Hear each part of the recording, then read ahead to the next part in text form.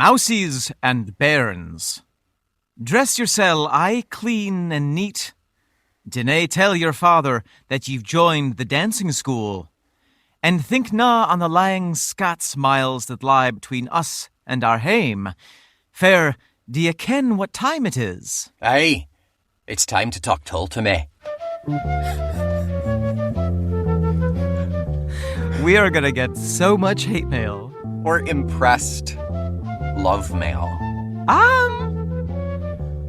Maybe we will inspire emotions that have yet to be named. Oh, I can't wait. I'd be so proud.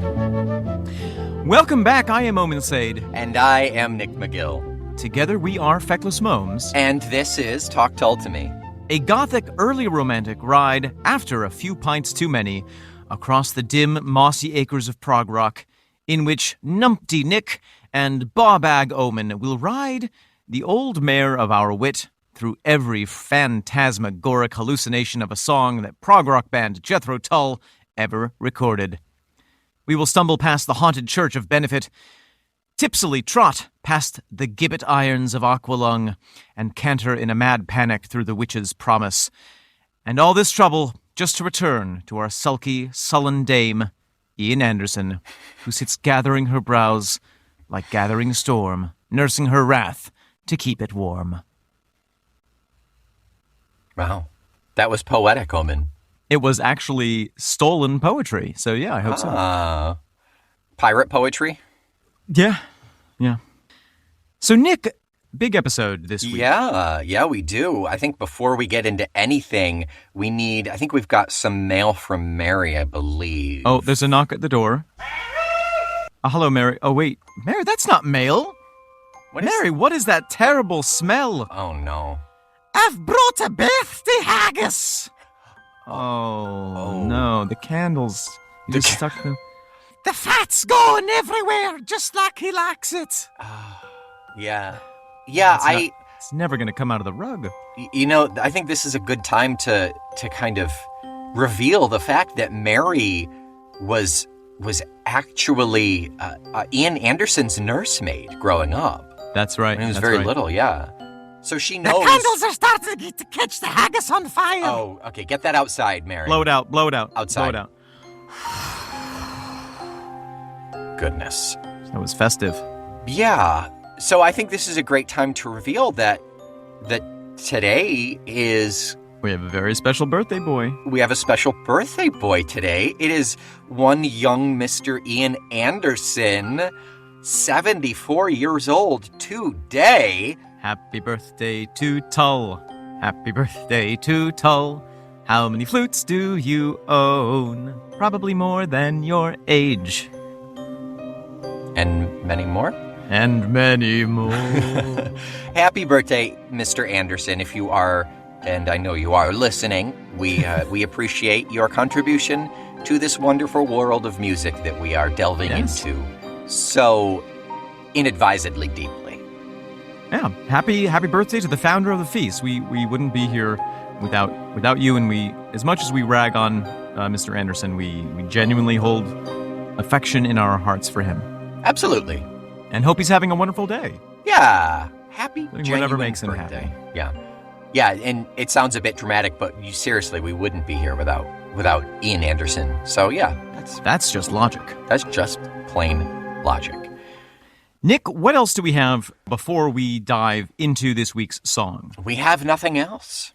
That's Amazing. It. That's the little bit of housekeeping. We are going to get into a literary-inspired song this week. And what is that song, Nick McGill? This song is track number 7.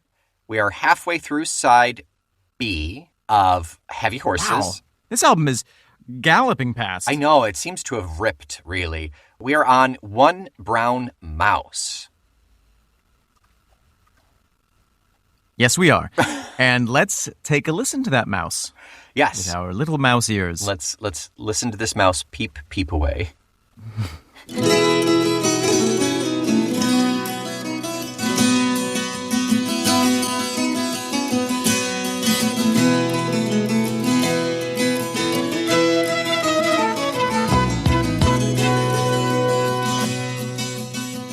Nick McGill. Omen Sade. There we have One Brown Mouse. There it is. There's that little mouse. What a lovely song. It's such a treat. It's such a treat. It's a very sweet sound. This, as you know, I caught my Tull teeth on Thick as a Brick, Aqualung, Benefit, and Songs from the Wood. Sure. I would compare this closest to Songs from the Wood, but it's a very unique sound, even compared to that. So I remember when we first got a computer and first got the internet, when I was 13 or so, I was Ooh, yeah. I don't know what I guess it was a Yahoo search. AOL search. I don't know what I was searching on because it wasn't Google at the time. But I was looking for Tull, and I found a site that had a couple of 15-second clips of their songs. Which at that time, 15 seconds of a song was enough to blow out your internet connection and leave a smoking, melted cable. A crater in the ground. Yes. But it was embedded on the site with Winamp or something, whatever wacky programs there were back then. Yeah. And I found One Brown Mouse. And I just thought it was the weirdest, greatest sound because I didn't know the full pantheon of Tull. I didn't know what other Tull albums existed because I wasn't looking at them on Wikipedia, Well, sure, yeah. It was, as if you had only seen ever Blue and Green your entire life, and then someone was like, check out Yellow for 15 seconds. Dude, there's Yellow here. There's Yellow. Yeah. You hadn't tasted the rainbow of Tull yet. It was pretty mind-blowing, but also, I had no access to listening to the full song. I didn't know that it was from some disparate album that I had no idea about. So it was this little kind of precursor to later Tull life, but the sound of this song, yes, really just knocked me on my butt. It's gorgeous. It is unique. You said it was sweet. I totally agree. I think it has a real warmth and affection that is nice. Yeah. I hate the word nice. It has a warmth and affection that is refreshing and a little bit unusual and totally disarming. Yeah, there's a lot of good flavor in this, particularly thinking about the other animal-themed songs that we've heard thus far. Sure, if you compare it to Mouse Police, for instance, which, let us acknowledge that this is the second mention of mice in this album. Right, this is active mouse as opposed to passive mouse, but yeah. Mouse as subject rather than mouse as prey. Yeah, but also Mouse Police feels like the sound feels like a cat. Rover, the sound feels like a dog. This kind of feels like a mouse, or at least the way that I would hear my internal soundtrack when looking at a mouse. This song fondly sounds like what it feels like to pet a mouse. Yeah, that's a very good way to put it. And then let's think about our next track, Heavy Horses. Think about the sound of Heavy Horses following up right after this. They're all so very distinct. They're all so very solid. It's a very animalistically dynamic. It is well observed. One of the things that I love about Ian's approach to music is that, and his lyricism, is that he is so specific. He observes things so directly and translates the reality of them to song rather than an idea of them. You know what I mean? Yeah. It's so easy to say, oh, this is my idea of a cat, and okay, cat, meow, meow. Right. But it's much more the sign of a true artist to really observe a cat and say, oh, what are those undulations? I'm going to somehow translate those into a bass line. Yeah, or some really poetic, flowy verse. Without knowing the literary origins of this song, I would say, bang on, this is observational, like the other ones that we've heard thus far. But there's a little more to it than that. But we'll get into that when we get into actual lyrics. But so regarding the music, so let's dip into music specifically. Starts out super lovely acoustic, then it goes into some pleasant organ, bass and drums. That's our opener. Yeah, I had to play a little game of flute or organ in that intro, but my conclusion led me to believe that it is, as you say, organ. Yeah, I think so. It's got that kind of air pipey, yes, like oompa organy sound as opposed to like a more precise. In fact, I don't think there is any flute in the entire song. I don't think so.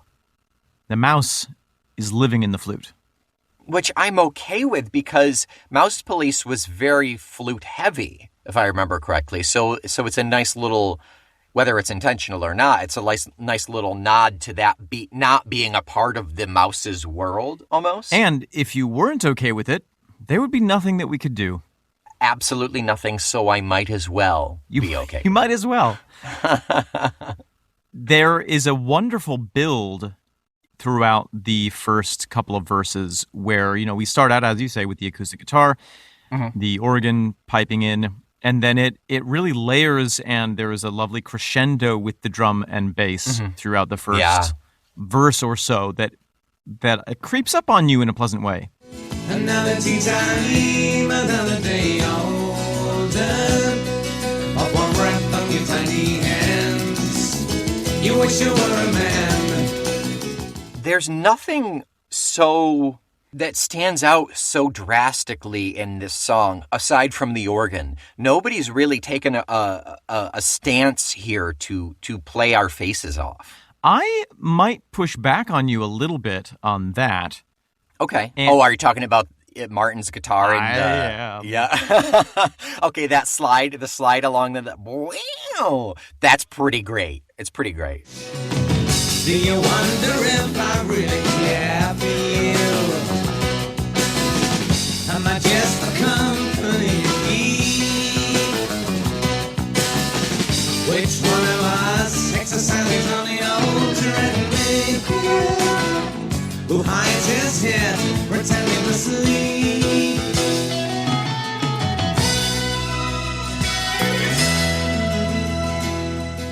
If you listen to his whole contribution on the chorus, do you wonder if I really care for you? Martin lets out a lot of guitar passion, and it is, as we've talked about in previous episodes, gentlemanly and reserved and not, it doesn't spill out over the edges, but it is very, very awesome. It is. It's nice. It's not, if you're not really listening to it, though, it's not like, and maybe this is because of the Steve Wilson remix, I'm not sure, but in terms of balance, everything seems to be along the same plane. Yes, I agree. It is the way that it is structured, the volume of the guitar doesn't overwhelm anything else. I agree. Yeah. It is supporting in that regard. But the playing itself is still great. Yeah, absolutely. Exemplary. Now, I think I actually have in my notes that on that little tweedly bridge, we do have flute. So let me check really quick and see.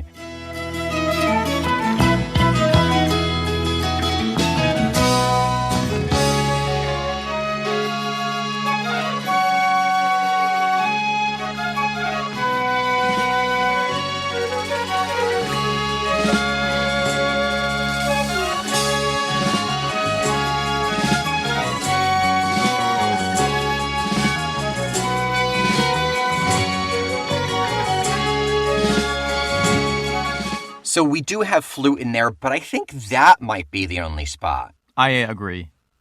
Yeah, thank you for catching that. I would have felt so embarrassed to have missed a flute. I know, right? But like you said, it is very similar in tone to the organ, so I'd say it's forgivable. But how do you feel about that bridge, that little dainty little breakdown? What do you think about that? I like it. I always, I'm a very visual person. I always visualize music, especially when I was younger. And I always sort of imagined a mouse dance, some mice dancing. Or Ian shrinking down to the size of a mouse and dancing with the mouse.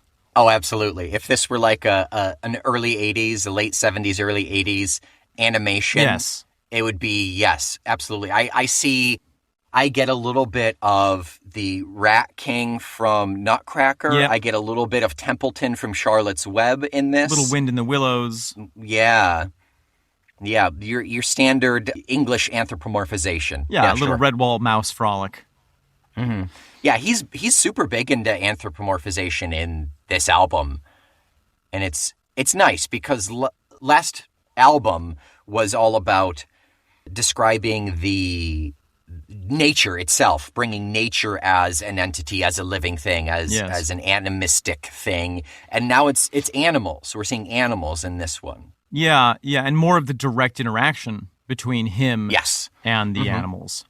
It's less passively observational. More participatorily observational. We have a fun key change. Oh, yeah. That then we unchange. We change back to the original key when the verse comes back in. That's in that bridge is just a little key change, as you're saying? Yes. There is a key change involved in that bridge. It's when it goes D, D. That wasn't very useful. Perfect key change. Got it. I totally understand now. Yep.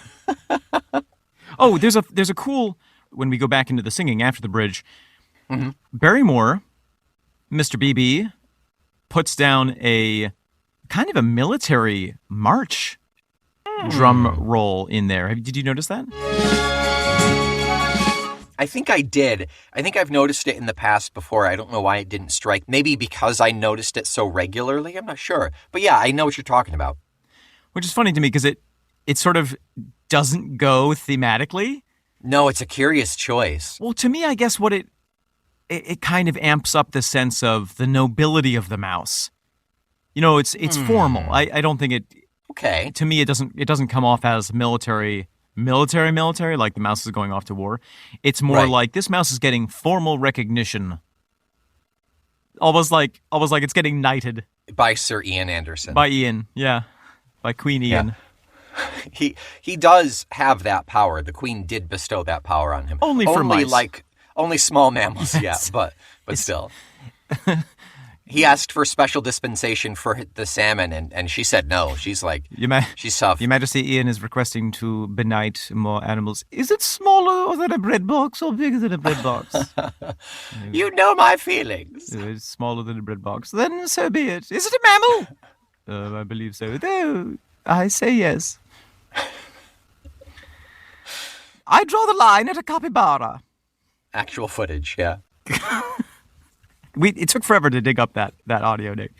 Yeah, it's free use though, so if anyone else wants to use it, because it's public domain because it's over 100 years old. Yep, that's it.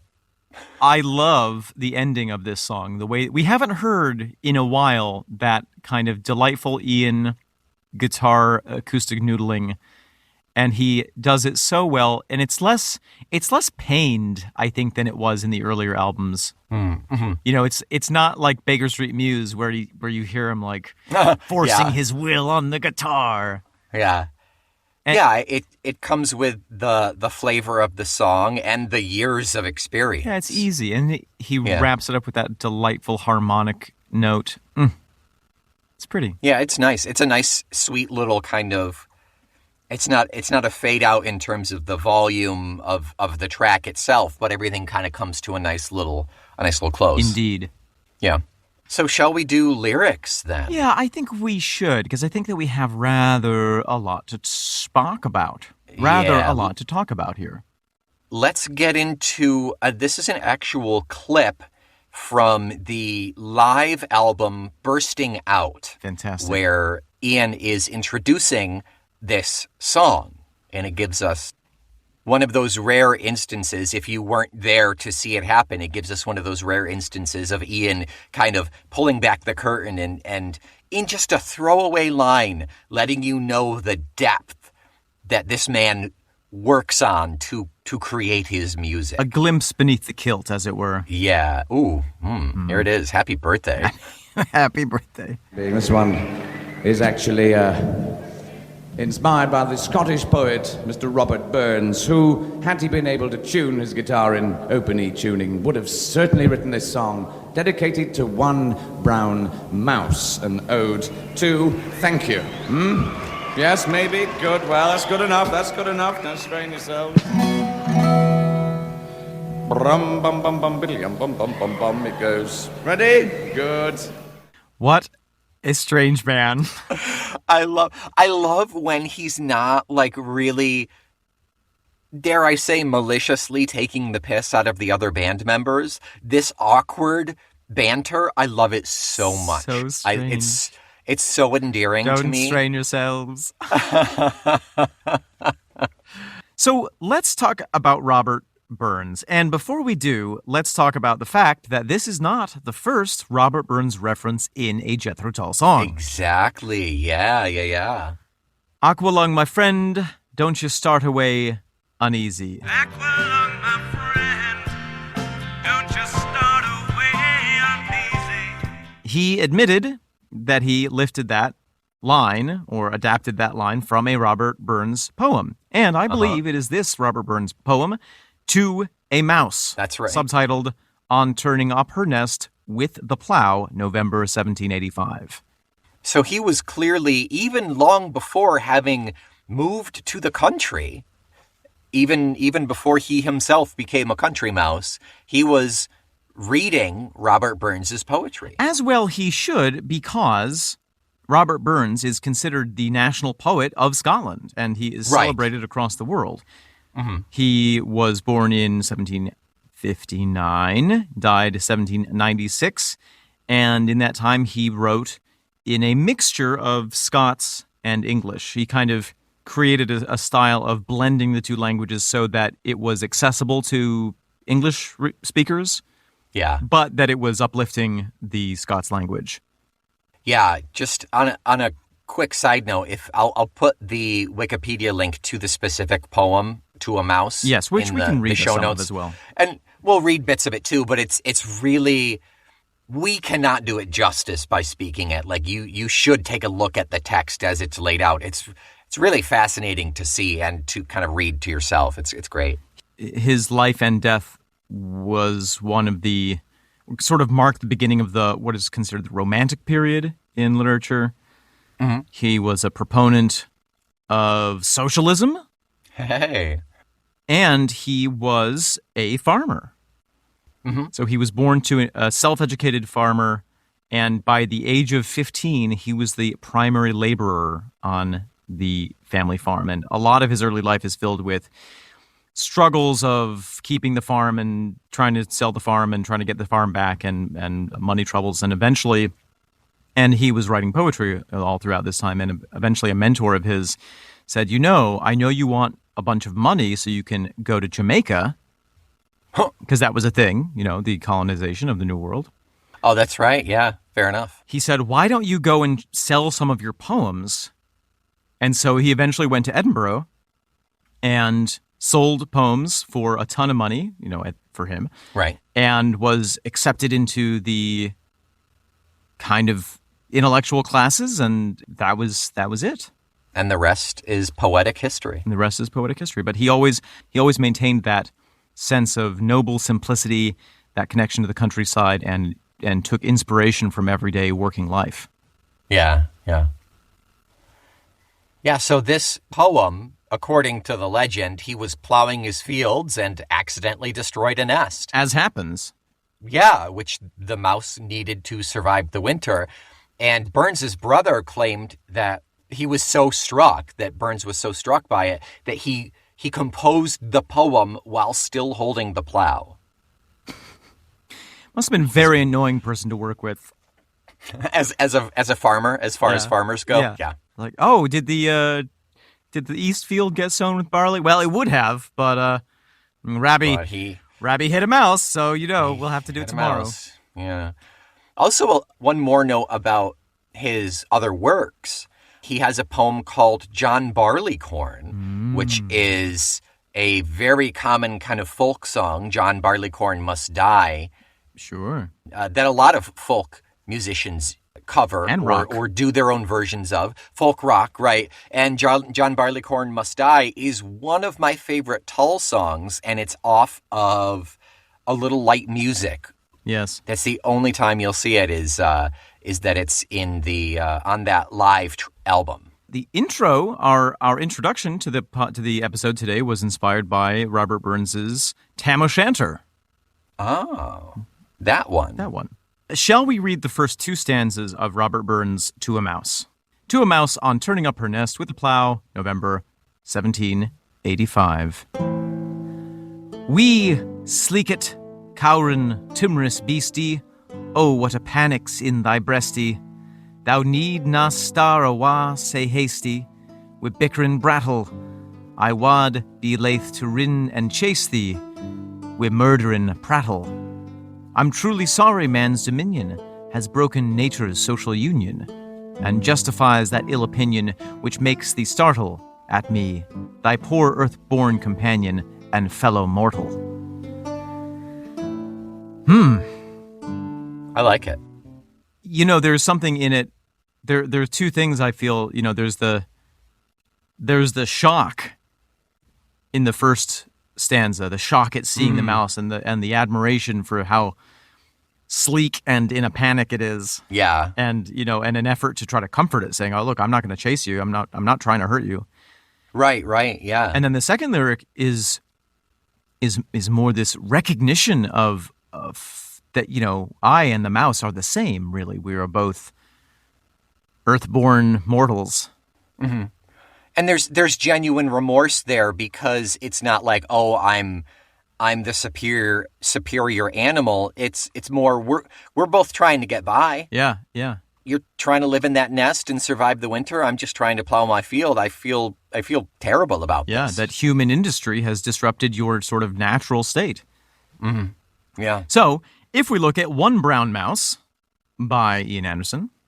Yeah. Smile your little smile. Take some tea with me a while. Brush away that black cloud from your shoulder. Twitch your whiskers. Feel that you're really real. Another tea time, another day older. Smile, you little smile. Take some tea with me a while. Brush away that black cloud from your shoulder. Twitch your whiskers, feel that you're really real. Another tea time, another day older. So, just taking those lyrics by themselves, Nick, what do you make of that? So this is not just a direct inspiration and song version of To a Mouse, I think. No, I agree. This is inspiration, and this is comparing, this is taking that base and building off of it, and it is more of it's a point of view of this observation, this animalistic observation that we've been seeing. So this is Ian sitting having tea, and it seems like every time he sits down to have tea, a mouse comes out of the wall or somewhere, and he's like, "Oh, hey, we're sharing this moment," and it's not just a one-off. Like this seems to be a regular thing. It's the tea time mousey. Yeah, exactly. I have two different kind of theories as to how this occurred. So one is that, having bought an old estate in the English countryside, it is very easy to imagine that a mouse might pop out of the wall at any given time.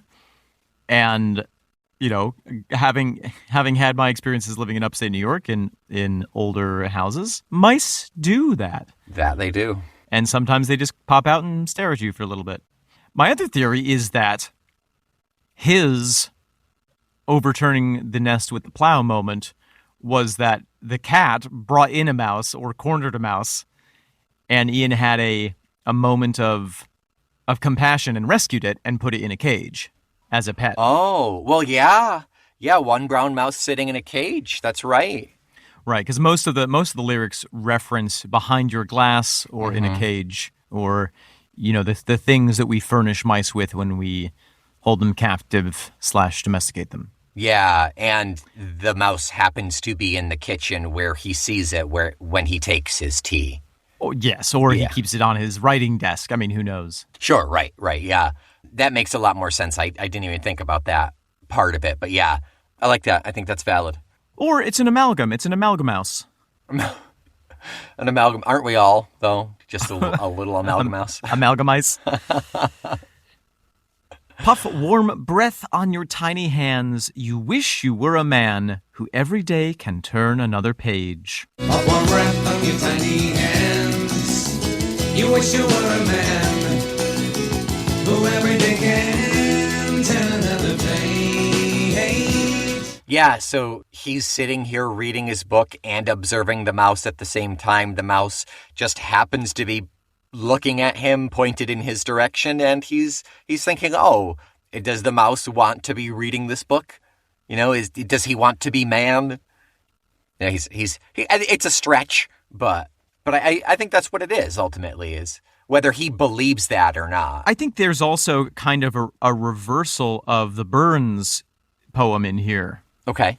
If we look at the last two verses of the Burns poem, the best laid schemes of mice and men gain oft agley, and lay us not but grief and pain for promised joy.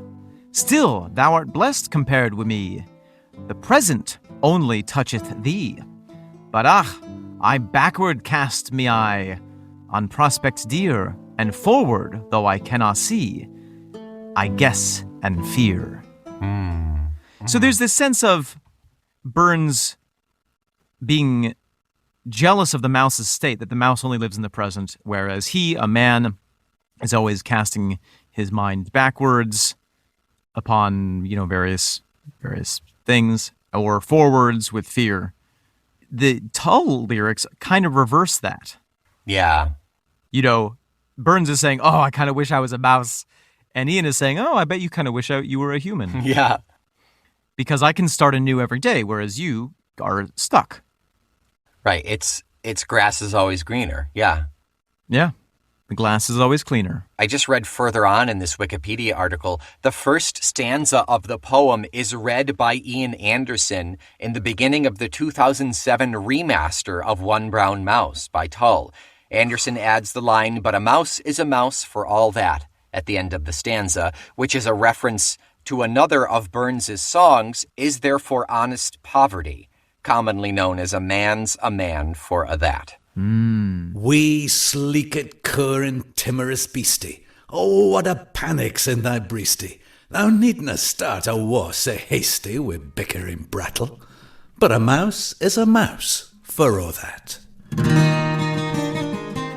So there's a lot of intertwining here. It's sort of as if one brown mouse is a banyan tree, which is growing over the rocks of Tua Mouse. And so it's really hard to separate their structures because the structure of One Brown Mouse is so influenced and intertwined with the structure of the Burns poem. Yeah. And it feels more like, yes, this is the base of this song, but there's more stretching out of just Robert Burns' appreciation, it seems. Yes. Yeah. And I think the part that for me feels the most Ian Anderson, sort of native Ian, is the chorus. Do you wonder if I really care for you? Am I just the company you keep? Which one of us exercises on the old treadmill? Who hides his head pretending to sleep? Do you wonder if I really care for you? Am I just the company you keep? Which one of us exercises on the old treadmill? Who hides his head pretending to sleep?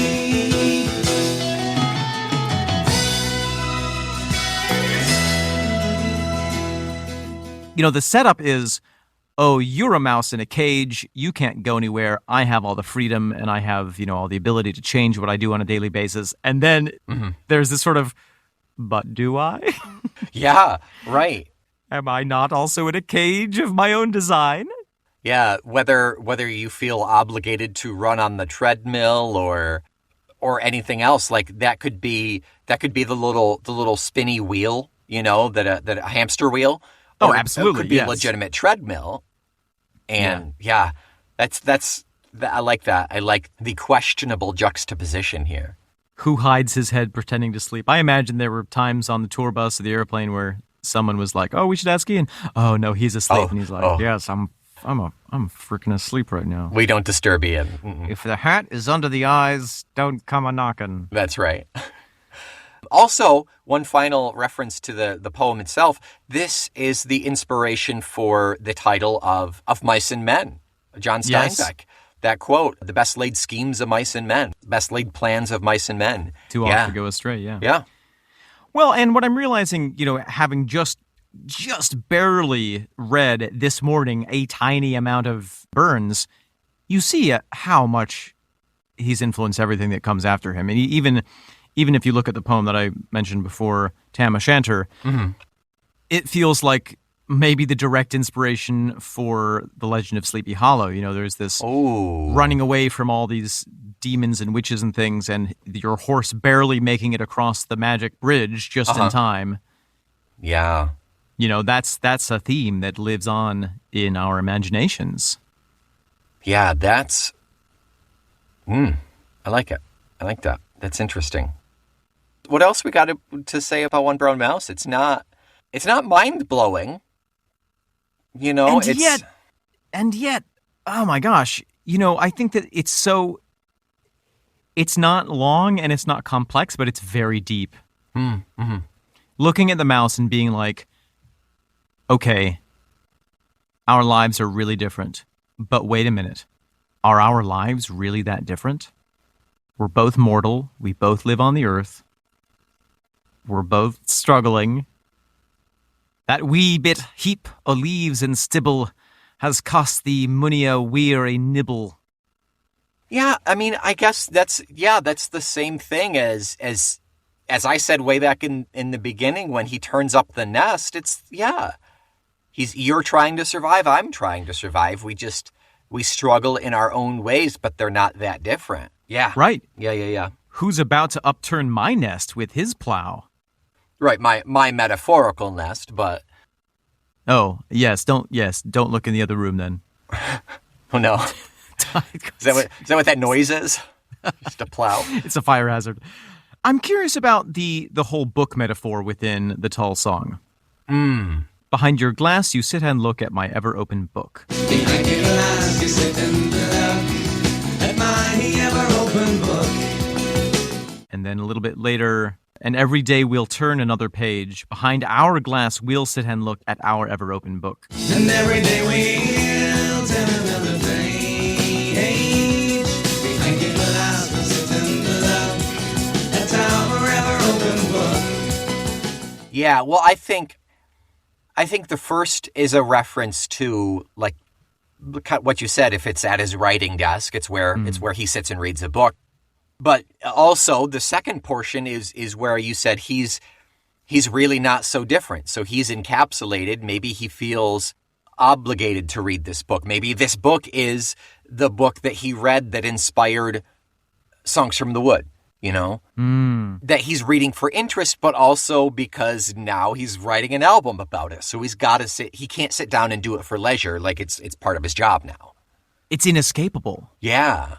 It's like I'm looking at the book because it's what I build the nest of my music career with, and you're looking at the book because you want to turn it into a literal mouse nest. Yeah. Oh, those pages look pretty really dry, nice, really soft. I also wonder if there's a sense of the book being a double metaphor. In the first instance, being a metaphor of, oh yes, this is my book. This is how I control and plan my life. I see my past. I see my future. Yes, I can turn the page. Okay. And then at the end of the song, we're both inside, we're both behind the glass looking at the book, not being able to control it. And the ever-open book is the story of our lives that is unfolding before us. And I can't turn the page. I've lost control. I cannot physically get to that page to then therefore turn it. The page will turn when it turns. The plow will overturn our nest when it does. Yeah. The turning of the page is definitely like a reference to time, for sure. Yeah. And I think the illusion of control versus the knowledge that you have, that what you actually can control in your life is pretty limited. Right. And what do you gain from knowing that you don't actually have control? Ignorance is bliss here, and maybe when you're the mouse, it's actually a better life. Still thou art blessed compared with me. Have you ever had a pet mouse? Yes. Yeah, I had hamsters as a kid a couple of times, like through the years. Ray's mom had a snake that when the mouse that she got to feed it was too big, we ended up adopting it. We named him Mousy Pringle.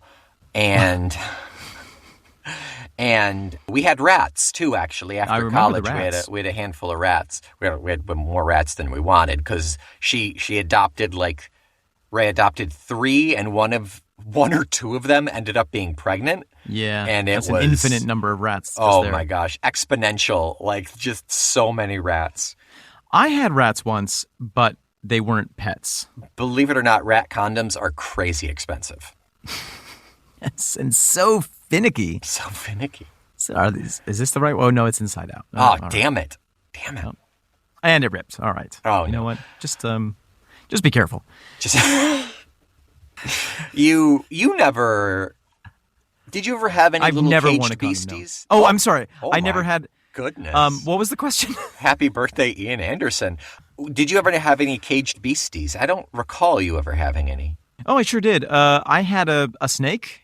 Did you? That was before I knew you. It was when I was a wee little bairn, and it was just something that I caught. And we wow. had numbers of terrariums at our disposal for reasons that I'm not super clear on, but probably has something to do with my parents being scientists. Yeah, that makes the most sense. Yeah. And so whenever I caught something, they'd be like, "Oh, great, put it in this terrarium."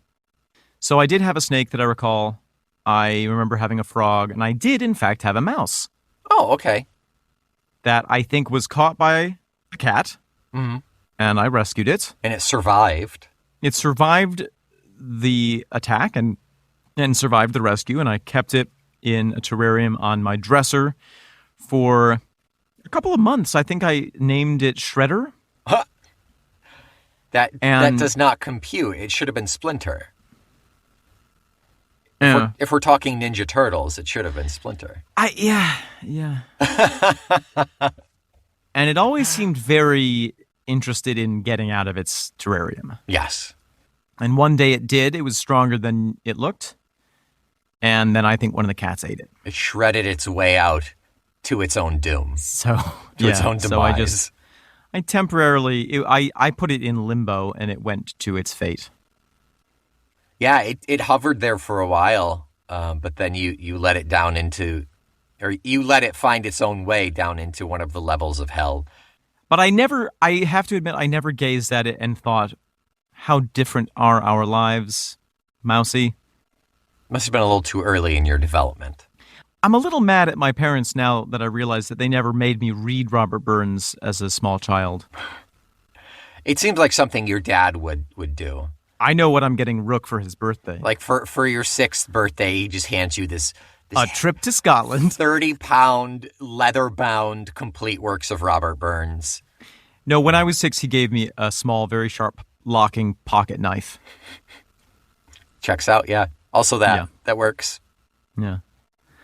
Here's a knife and a book. See you when you're 18.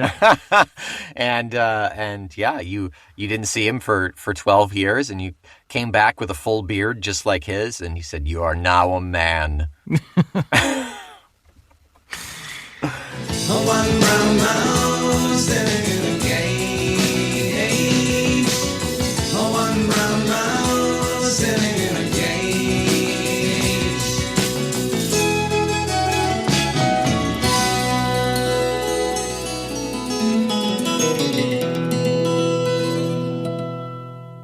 Omen, what are we doing next week? Nick, I have the pleasure of telling you that I have no idea. Really? Oh, it's Heavy Horses. There you go, yeah. Heavy There Horses. it is. Got there. Title track off of the album, second to last song, not including bonus tracks, obviously. From the mouse to the plow to the horse that pulls it. There it is. We're all connected. Stepping stones. Until next week, you don't need to hide in your toilet paper tube. You can come out, look out the glass, and you can dictate to me what your review should be, and I'll type it up. You're not getting out of your cage. We remember what happened last time. That's right. But I'll be more than happy to click 5 stars for you. If a giant plow overturns your household and leaves your stibble all about in the sleety dribble, you can take comfort in the 5 cold stars that are above you and share that comfort with your fellow mice, who are we. And even better, the bonus content offered to you through Patreon. Oh, yes. Is sweet, sweet solace. You can hear us talk Tull with you in a bonus podcast, and you can talk to other sweet, scared little mice in our Discord server. That's right. Running around in our Discord server, desperately trying to find a piece of cheese. Will they ever get out? We hope not. I'll take a carrot. I don't even need cheese. At this point, I'm fine with a carrot. Yeah, a little bit of apple, get some hydration. Oh, yeah. Yeah. Until then, I am the whisker-grooming Omen Sade. I'm the wee timorous beastie, Nick McGill. We are the Broken Nature's Social Union, Feckless Momes. And this is the plow rending asunder your minds that is Talk Tull to me. Nice.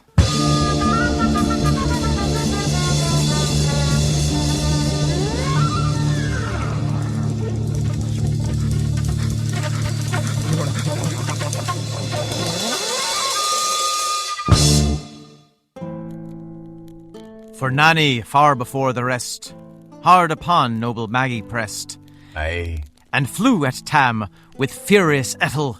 Oh. But little wist she Maggie's mettle. Aye. Yeah. Aye, spring brought off her master's hail, but left behind her an grey tail. The carlin caught her by the rump, and left poor Maggie scarce a stump. Now, wha this tale o' truth shall read, ilk man and mother's son take heed. Whene'er to drink y'are inclined, or cutty sarks run in your mind, think ye may buy joys or dear. Remember that Talk Tull to me is a proud member of the Feckless Momes audio network. Ear. Aye. Oh, yeah. Aye. Thank ye. Now get back to work. Back to the peat marsh.